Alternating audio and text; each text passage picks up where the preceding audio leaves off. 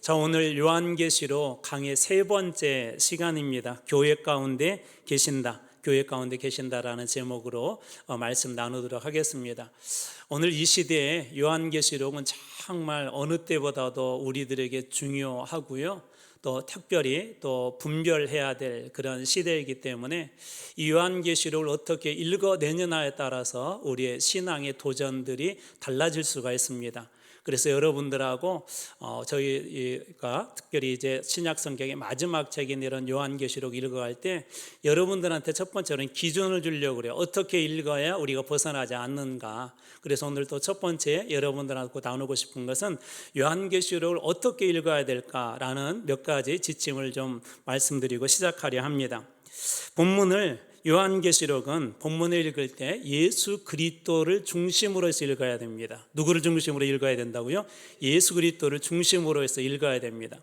그리고 두 번째로는 임으로 어떤 걸 숫자를 계산한다거나 바벨론이 무엇이다라고 푸는 것보다 더 중요한 것이 있는데 구약적인 배경 안에서 읽어야 됩니다. 구약적인, 특별히 다니엘서, 에스겔서와 같은 그런 구약의 배경 하에서 읽어야 이 요한계시록을 오해하지 않고 읽을 수가 있습니다. 그리고 세 번째로는 요한계시록 읽다 보면 막 두려운 그런 이 모습들이 많이 이렇게 등장합니다. 근데 요한계시록은 두려움으로 읽는 게 아니라 예배와 소망의 책입니다. 그래서 예배와 소망을 가지고 읽어야 되는 책이고 요한계시록이에요. 오늘도 한번 그 내용은 뒤에서 한 번 더 추가로 설명하도록 하겠습니다.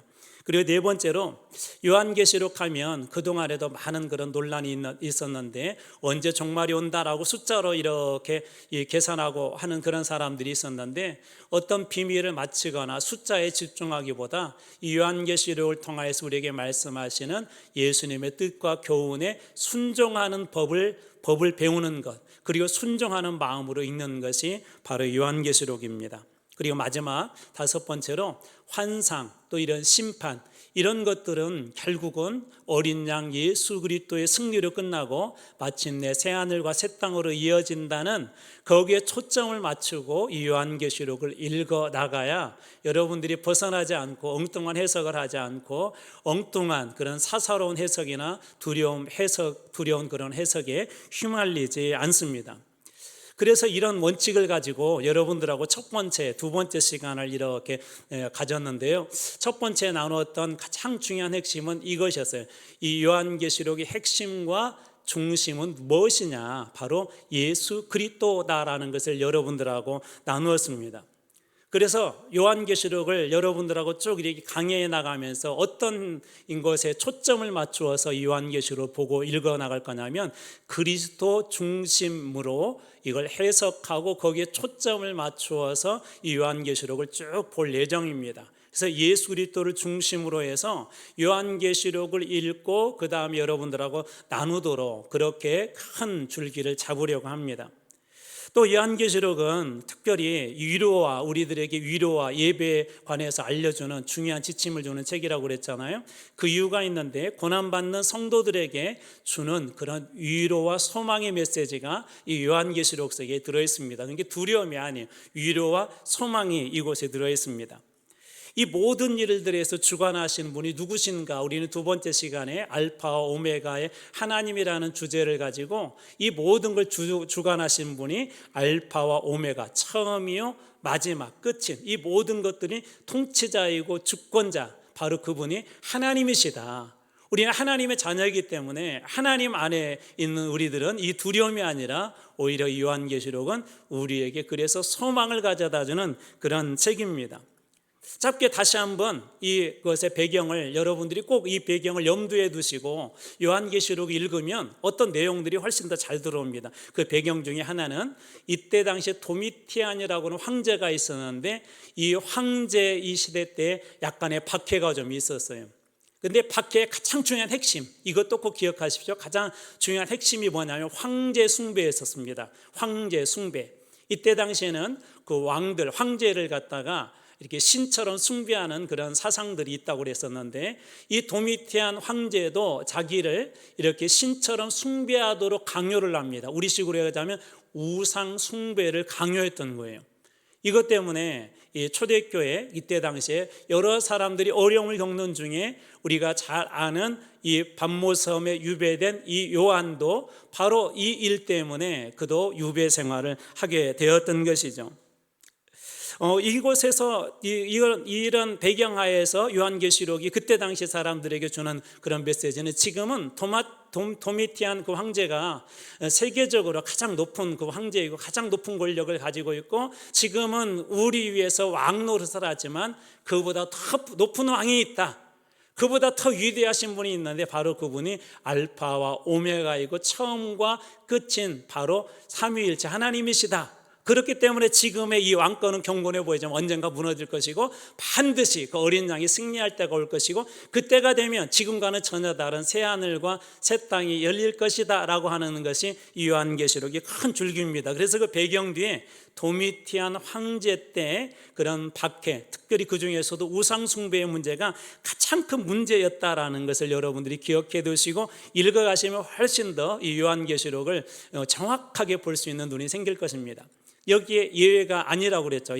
여기에 이 요한계시록을 기록한 그 요한도 예외가 아니었었고 또 우리 2장에 가서 보겠지만 버가모 교회에 안디바라고 하는 사람이 있었는데 이 사람은 이것 때문에 순교까지 당합니다. 그러니까 엄청나게 최고의 큰 박해는 안 했었지만 그런 박해 중에 하나님만을 섬기기 위해서 때로는 거기에 대한 대가를 치루어야 됐어요. 유배를 가기도 하고 때로는 죽임을 당하는 순교를 당하는 그런 어려운 상황에서 이 요한계시록이 기록되어졌다는 것을 염두에 두시고 오늘 말씀해 주는 세 가지 교훈을 또 말씀 통해서 한번 살펴보려고 합니다.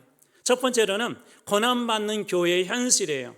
자, 이것은 박해 중에 있었다고 그랬잖아요. 고난받는 교회 현실에 대해서 그 중에 교회뿐만 아니라 한 개인도 이런 고난이 있다는 것을 1장 9절에서 이야기합니다. 1장 9절 이 요한은 반모섬에 유배된 그런 요한이고 이 요한계시를 기록한 사람입니다. 나 요한은 너희의 형제요 예수의 환난과 나라와 참음에 동참하는 자라. 하나님의 말씀과 예수를 증언하였으므로 말미암아 반모라는 섬에 있었더니 우리가 여러 가지 살펴볼 수가 있죠. 이 요한은 지금 요한계시록을 수신하는 그 교인들에게 자기를 이렇게 소개합니다. 나는 여러분들의 형제입니다. 그러면서 예수의 환난과 나라와 참음에 동참하는 자, 여러분들처럼 예수님 때문에 저도 환난을 당하고 또 여러분들 때문에 여러분들처럼 저도 예수 그리스도를 믿는 그 믿음에 인내하며 하나님 그 나라를 세워가는 그 일에 저도 여러분과 똑같이 동참하는 자입니다라고 이야기합니다. 이게 왜 중요하냐면 계시를 받으면 우리는 좀 뭔가 좀 위대해 보이잖아요. 누가 뭐 계시를 받았다, 어느 기도원의 원장이 어떤 막 그런 특별한 능력이 있다 그러면 사람들은 그 사람을 주목하기 시작합니다. 그리고 어느 순간에 신은 아니더라도 신처럼 이렇게 우러러보기도 하죠. 근데 요한은 어떤 사람이에요? 계시를 받은 사람입니다. 그는 음성도 들었고요.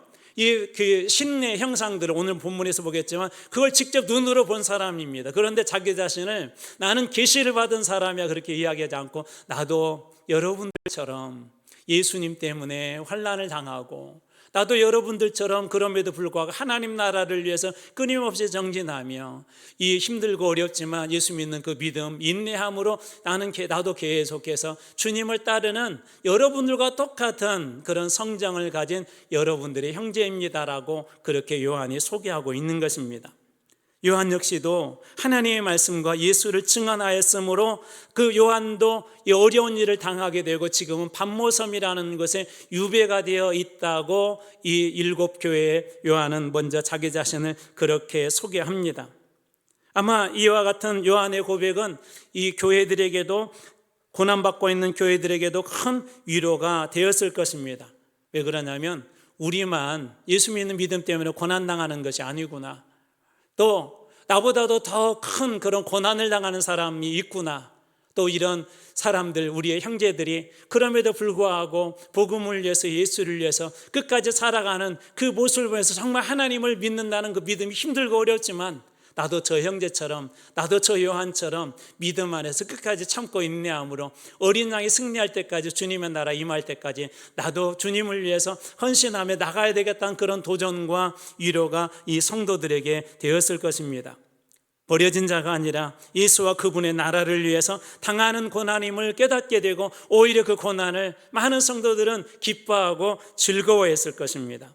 하늘에 속한 사람으로 예수 그리스도의 날까지 참고 기다려야 하는 용기도 이 성도들이 가졌을 것입니다. 자, 오늘 우리는 어떻습니까? 저는 이 말씀을 이렇게 읽어가다가 큰 도전이 된 것이 있었어요. 도미티안 황제 때 가장 큰 문제가 뭐였다고요? 박해였지만 박해의 가장 큰 원인이 뭐였냐면 황제 숭배였었어요. 황제 숭배. 황제를 숭배하면은 살 수 있고, 황제를 숭배하지 않으면 죽을 수도 있고, 유배당할 수도 있고, 경제적인 불이익을 당할 수도 있고, 이 사회생활을 하면서 진급을 할 수도 없고요, 직장생활도 제대로 할 수도 없고, 그런 수많은 불이익을 당하면서도 그 대가를 치르면서까지도 이때 당시에 사람들은 예수를 믿는 그런 믿음을 떠나지 않았습니다. 무엇 때문에? 우상 숭배하지 않기 위해서, 하나님보다 더 높이 그들을 섬기지 않기 위해서. 우리는 우상 숭배가 무엇인지 이미 잘 알고 있습니다. 우상 숭배는 하나님보다도, 예수 그리스도보다도 우리가 더 사랑한다면 그게 우상 숭배라는 걸 우리가 잘 알고 있습니다. 여러분, 이때 당시에 사람들이 어떠했다고요? 우상 숭배 때문에 자기의 그 신앙을 버릴 수 없기 때문에 예수 그리스도가 가장 우리 인생에 높으신 분이시라는 걸 고백하는 그 고백 때문에, 신앙의 고백 때문에 그들은 많은 것들에 대한 대가를 치러와야 했어요. 물질적인 손해, 때로는 가족들에게까지 불이해, 거기에다가 목숨의 위협까지, 유배되거나 목숨의 위협까지 받는 이런 불이익을 받으면서도 그들이 끝까지 놓지 않았던 것, 나는 오직 우리 집은 하나님만 섬기겠습니다, 여호수아의 고백처럼 그런 고백을 했던 것이죠. 오늘 우리들은 어떻습니까? 여러분들이 예수 그리스도의 이름을 위해서 정말 무엇인가를 손해볼, 대가를 치를 그런 마음의 준비가 되어 있습니까? 주님보다도 내가 더 사랑하지 않고, 아니 주님을 더 사랑함으로 물질을 때로는 잃어버리기도 하고, 때로는 직장에서 이렇게 진급할 수 있는 그런 기회들을 놓쳐버리기도 하고, 사회에서 얻을 수 있는 그런 명예를 빼앗겨 버림에도 불구하고 예수님만 여러분의 인생에 가장 중요한 분이라는 것을 여러분 고백할 수 있느냐는 것입니다. 초대교회 성도들은 다른 이유가 아니었어요. 우상 숭배의 문제 때문에 요한계시록이 쓰였을 당시에는 우상 숭배하지 않고 오직 우리를 위해서 십자가에 달려주신 예수님만 섬기겠다는 그 믿음 때문에 이들은 이런 곤란한 일들을 당하고 고난을 당하고 환난을 당하고 있었던 것이죠. 예수를 믿는 그런 믿음이 요즘은 세상에서 그렇게 대접받지 못합니다. 가끔 이런 얘기도 들어요. 너도 예수 믿냐? 아직도 교회 다니냐? 교회 다닌다고 옛날에 어른들이 그런 얘기도 종종 하셨어요. 교회 다니면 쌀이 나오냐, 돈이 나오냐? 교회 다니는 사람들도 다 똑같더라. 아니 교회 다니는 사람들도 더하더라 하면서 그런 조롱의 이야기가 들려올 때도, 그래도 다른 사람 모르지만 나는 예수 이름 붙잡고 우리 주님이 최고이심을 고백하며 주님만이 유일한 구원자이심을 고백하며 나는 주님만을 섬기겠습니다라고 그 조롱과 사람들의 비판 속에서도 여러분들이 꿋꿋하게 예수를 여러분의 인생의 주인으로 구주로 고백하며 믿으시는 축복이 여러분들에게 주님으로 축원합니다. 세상의 우상에 타협하지 않았어요. 손해본다 하더라도 예수 그리스도의 이름을 그들에게 내어주지 않았어요. 그 아래 던져놓지 않았습니다. 그것이 이들에게는 자기의 명예보다도 목숨보다도 가장 중요했던 것이 바로 그들에게는 예수와 예수 그리스도의 이름이었습니다. 그래서 요한도 지금 이 pat모섬에 유배되어 있는 것입니다. 그러나 성경은 분명히 이야기합니다. 그가 유배되었다고 해서 그가 실패한 인생입니까? 그렇지 않습니다. 성경은 그의 삶의 그 여정의 실패자라고 그렇게 이야기하지 않습니다. 그는 아무것도 할 수도 없었습니다. 예수를 믿으면서도 그가 할 수 있는 것은, 유일한 것은 섬의 유배에 대해서 하나님 앞에 예배드리고 주님께 주시는 음성을 듣고 하늘의 영광을 볼 수 있는 그게 전부였었지만, 하나님은 한 섬에 유배되었던 이 한 사람, 고난받는 종 이 한 사람을 통해서 많은 사람들에게 우리가 설련이게 갇혀있고 지금은 죽은 것 같은 상황이라 할지라도 하나님께서 하늘의 문을 활짝 열어주시며 여전히 우리에게는 소망이 있음을 보여주시는 것이 바로 이 pat모섬에 유배된 요한에게 주셨던 하나님의 계시였던 것입니다. 여러분, 세상에 논리나 지식과 우리가 예수 믿는 믿음은 늘 충돌할 수밖에 없습니다. 어느 때는 손해볼 수밖에 없습니다. 그래서 예수님도 이렇게 말씀하시죠. 요한복음 16장 33절, 세상에서는 너희가 환난을 당하나, 세상에서는 그리스도인이라고 해서 환난이 없는 게 아니라는 거예요. 여러분들이 그랬으면 좋겠어요. 예수 그리스도를 믿는 믿음의 사람으로서 어쩔 수 없이 내가 손해를 봐야 된다면 당당하게 손해보시기 바랍니다. 여러분, 예수 그리스도를 믿는 사람이기 때문에 어쩔 수 없이 손가락질을 받는다 할지라도, 믿는 믿음 때문에 손가락질을 받는다면 당당하게 그 손가락질을 받으시기 바랍니다. 예수님도 그렇게 말씀하세요. 세상에서 너희가 환난을 당하나. 무슨 얘기죠? 예수 믿는다고 해서 환난이 없는 게 아니라 환난이 우리들에게 있을 수 있다는 거예요. 사도들을 통하여서도 이런 얘기를 하시죠. 사도행전 14장 22절입니다. 또 우리가 하나님 나라에 들어가려면 많은 환난을 겪어야 할 것이라. 하나님 나라에 들어가기 위해서는 무엇을 겪어야 된다고요? 많은 환난을 겪어야 될 것이다. 여러분, 예수 그리스도의 이름 때문에 다가온 환난, 그런 고난이 있다면 피하지 말고 여러분 부딪히시기 바랍니다. 하나님 나라에 들어가려면 많은 환난이 있대요. 오늘날에도 있습니다. 오늘날에도 그런 유혹들이 있습니다. 오늘날에도 여전히 존재합니다. 베드로 사도를 통해서 주셨던 말씀도 보십시오. 베드로전서 4장 12절, 사랑하는 자들아 너희를 연단하려고 오는 불시험을 이상한 일 당하는 것 같이 이상히 여기지 말고, 우리가 다가오는 이 불시험을 이상하게 여기지 말라는 거예요. 당연하다는 거예요. 예수 그리스도를 따르고 믿는다는 건 당연하다는 거예요. 예수님도 그런 말씀하지 않습니까? 누구든지 나를 따라오려거든 무엇을 지고? 자기 십자가를 지고. 고난과 환난과 어려운 일들이 주님을 믿는 사람들에게 있다는 거예요. 여러분, 교회에는 이런 고난이 있는 것이 당연합니다. 교회는 이런 어려움이 있는 것이 당연합니다. 그러나 우리 주님은 이 고난을 절망으로 끝내는 분이 아니십니다. 누가복음 6장 23절입니다. 그날에 기뻐하고 뛰놀라 하늘에서 너희 상이 큽니다. 그들의 조상들이 선지자들에게 이와 같이 하였느니라. 선지자들도 고난을 받았고 환난이 있었고 어렵지만 그날에, 하나님의 날에 반드시 이 모든 것들을 보상받고 이 모든 것들을 주님으로부터 보상받는 그런 날이 반드시 온다는 것입니다. 여러분 기억하십시오. 고난받는 교회의 모습은 당연한 거예요. 예수를 우리가 똑바로 믿으려고 하면 할수록 고난받는 것은 당연한 것입니다. 세상 사람들은 그럴 수 있어요. 예수 믿는 거 잠깐만 감춰놓고 조금 이렇게 부정하게 하면 돈 많이 벌 수 있잖아. 예수 안 믿는다고 잠깐 감춰놓고 이 회식의 자리에서 술 한잔 받으면 위에 계신 분한테 더 칭찬 들을 수 있잖아. 높은 자리에 올라갈 수 있잖아 라고 세상에 그렇게 이야기할 때, 설령 진급하지 못한다 할지라도, 설령 손해본다 할지라도 저는 여러분들이 그 고난을 기쁨으로 받아들이실 주님으로 축원합니다. 오늘 첫 번째 보여준 장면이 그거예요. 한 사람도, 교회뿐만 아니라 예수 믿는 한 사람도 고난 중에 있다. 교회는 고난받는 교회의 모습이 결코 어긋나거나 잘못된 그런 모습이 아니라는 거예요. 그런데 여기 끝나지 않고 두 번째 주시는 교훈이 있습니다. 예수님은 바로 그 고난받는 교회 가운데 함께 계신다는 것입니다. 오늘 말씀의 10절입니다. 주의 날에 내가 성령에 감동되어. 저는 여러분들이 주님 앞에 나올 때마다 성령에 감동되는 일 있길 주님의 이름으로 축원합니다. 어떤 일들이 일어났죠? 성령에 감동되어 내 뒤에서 나는 나팔소리 같은 큰 음성을 들으니. 내 뒤에서 나는, 아직 그 영상이 어떻게 생긴지는 알 수 없지만 뒤에서 나는 큰 음성의 소리를 들었대요. 구약에서 나팔소리 같은 큰 음성은 신적인 음성입니다. 신의 음성입니다. 하나님의 음성을 그가 들은 거예요. 언제? 주의 날에 성령에 감동되어 하나님의 음성을 그가 들은 것입니다. 저는 여러분들이 주님의 날에 우리 주일날 이곳에서 모여서 예배드릴 때마다 하나님의 큰 음성이 여러분 귀에, 여러분의 심장에, 그리고 여러분의 신비에 새겨지기는 그런 놀라운 축복이 있길 주님의 이름으로 축원합니다. 이런 일들이 지금 이 요한에게 일어난 거예요. 요한은 크고 분명한 음성을 그곳에서 들었습니다.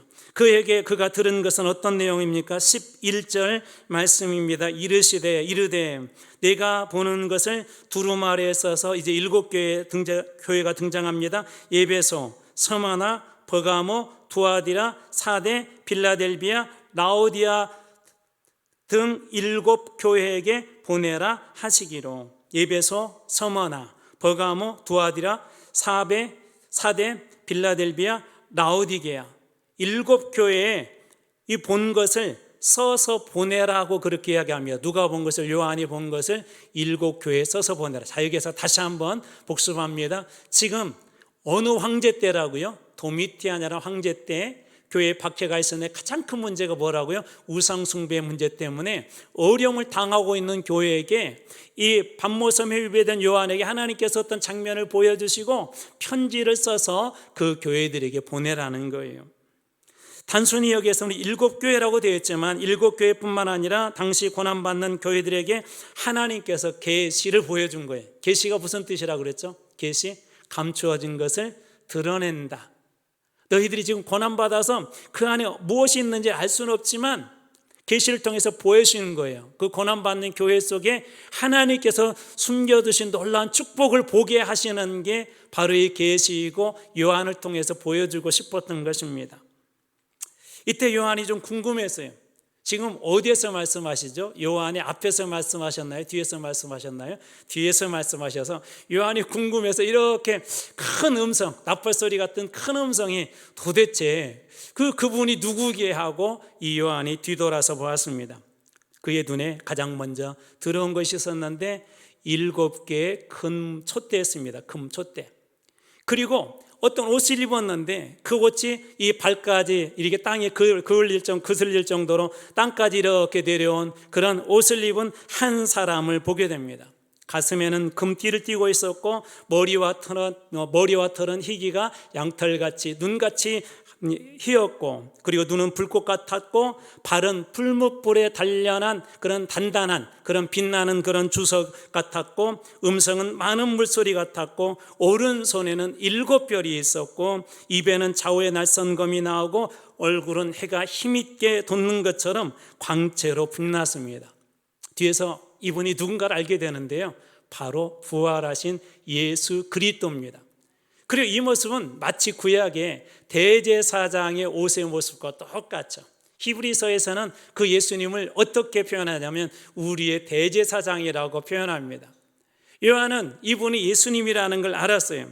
부활하신 예수님께서 지금 계시는데 방금 보았던 그 말씀의 그 모습이 예수 그리스도라는 걸 알게 되었는데 그 예수님이 어디에 계실까요? 13절 말씀입니다. 자, 지금부터는 조금 정신 차려 잘 들어보십시오. 13절. 자, 촛대 사이에 인자 같은 이가 발에 끌리는 흰 옷을 입고 가슴에 금띠를 띠고, 자, 어디에 사이에 있다고 하죠? 촛대 사이에 7개 금 촛대.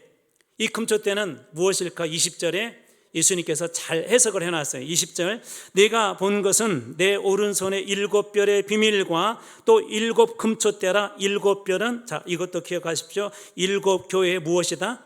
사자다. 7별은 그 예수님의 부활하신 예수님의 손에 오른손에 7별이 있는데 7별은 뭐라고요? 7교회의 사자다.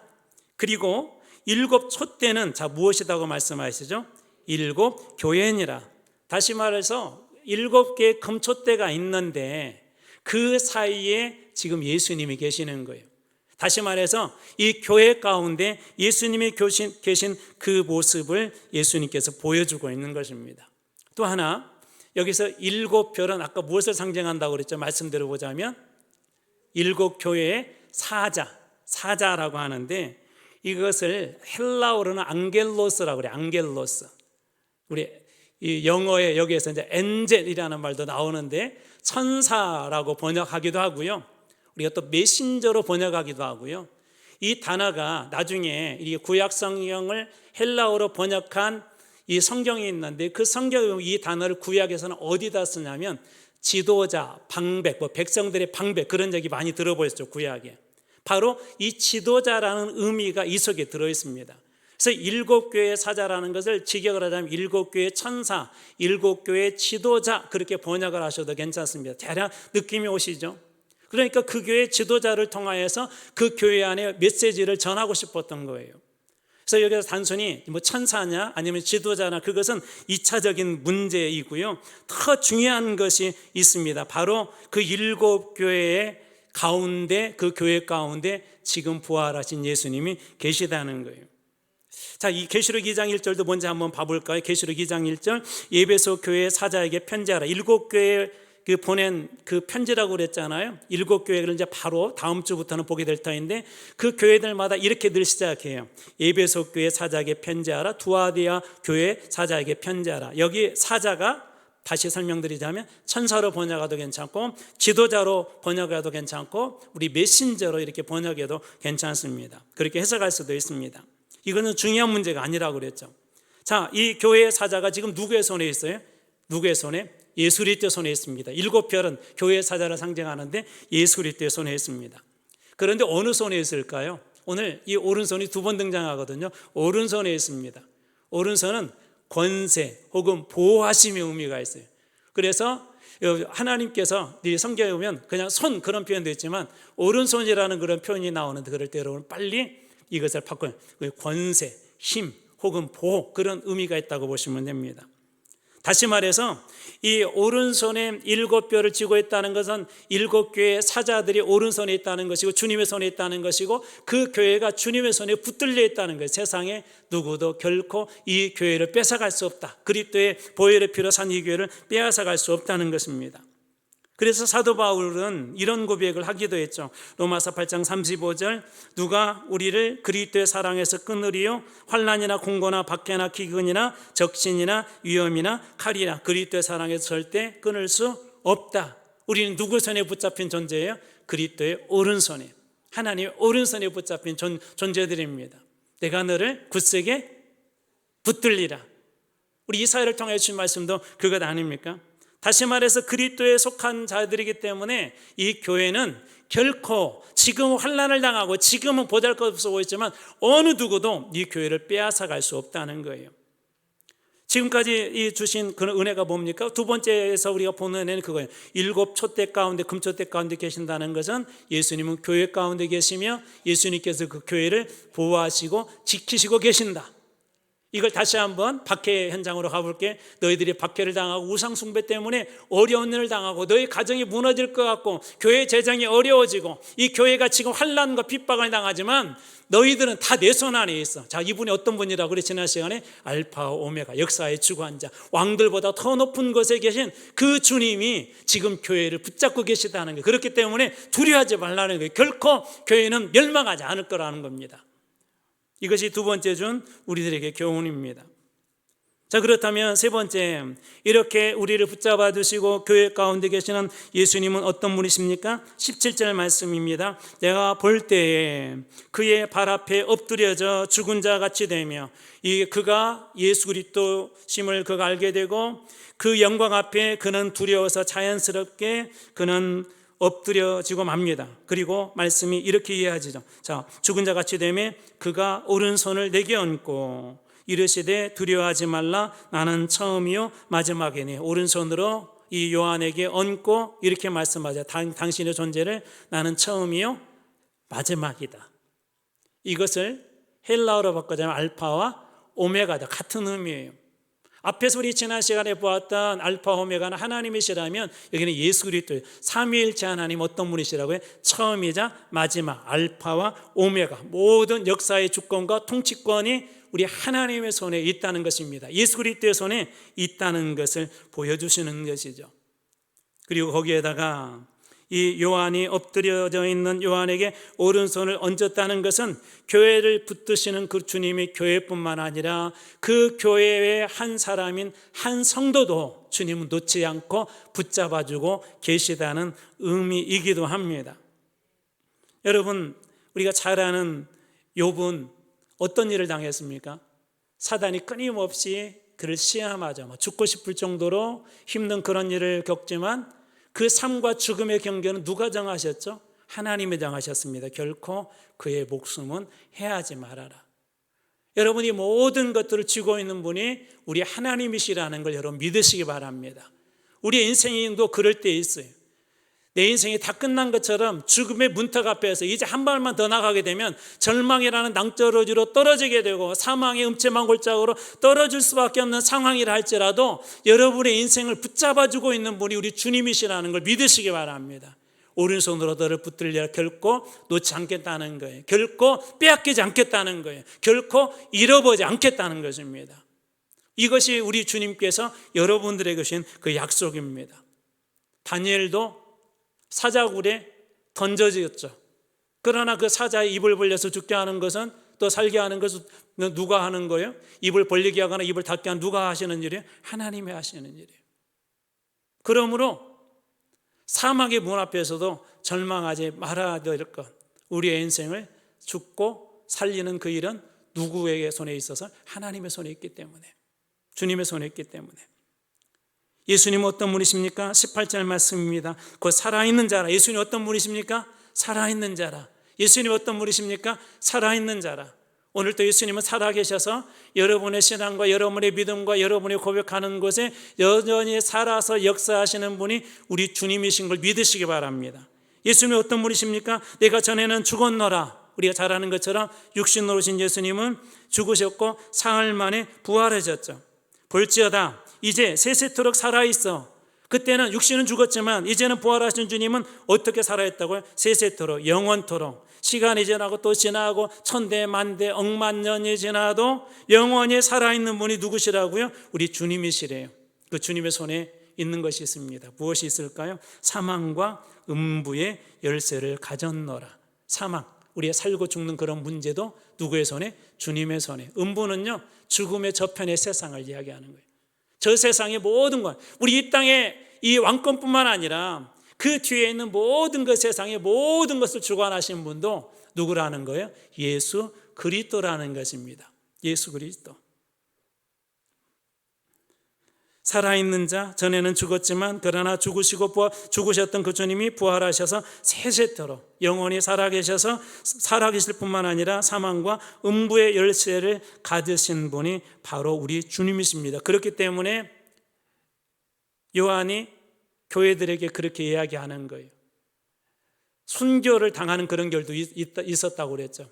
결코 죽음을 두려워하지 말라는 거예요. 죽음 이후에 그 다음에 음부의 그 세계, 사후의 세계도 모두 다 누구의 손에 있는 거예요? 주님의 손에 있기 때문에 결코 두려워하지 말라는 것입니다. 이 계시록을 통해서 그러므로 우리는 누구를 계속 바라봐야 합니까? 두려움에 상황할 때 누구를 바라봐야 될까요? 예수 그리스도가 어떤 분이신가? 예수님은 살아계신 분, 그분은 죽으셨지만 다시 살아나셔서 영원한 하나님 나라에서 왕으로 왕권을 행사하신 분이 우리 주님이심을 믿고 바라보게 될 때 순교의 상황, 박해의 상황에서도 소망을 가지고 인내하고 참을 수 있는 그런 은혜를 하나님께서 베풀어 주십니다. 그러므로 계시록을 통해서 우리는 누구를 봐야 된다고요? 예수님을 보셔야 됩니다. 두렵고 힘들 때일수록 누구를 봐야 된다고요? 예수 그리스도를 바라봐야 합니다. 죽음도 사망도 결코 삼킬 수 없는, 그리고 지금은 살아계셔서 그 모든 것들을 주관하시는 그 주님을 바라볼 때 우리의 인생은 결코 무너지거나 흔들리거나 두려움에 함몰되어서 더 이상 전진하지 못하는 그런 일이 없게 될 것이고, 예수님을 바라보게 될 때 그 주님의 오른손에 의해 보호받을 뿐만 아니라 마지막 날까지 우리는 승리하며 나갈 수 있게 될 것입니다. 자, 그렇다면 이제 말씀을 마무리하며 정리해 보고자 합니다. 요한계시록을 받은 교회들은 편안한 교회가 아니었어요. 박해가 있었고 미래가 확실하지도 않았습니다. 불안정했습니다.